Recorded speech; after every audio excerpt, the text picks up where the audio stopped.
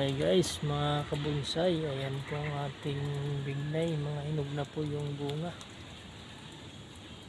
Ayan yung mga itim-itim, mga hinog na po yan guys. Mga kabonsay.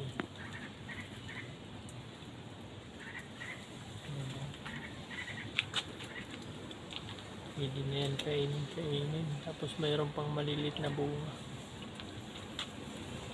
Kasi pagkala guys magbunga nitong bignay namin. Talagang nakakatuwa tong bonsai na to. Madalas to may bunga guys.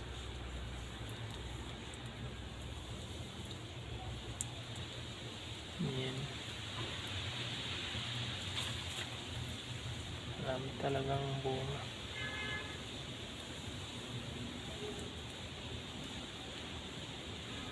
Bignay. Ang kagandahan ng bignay na bonsai.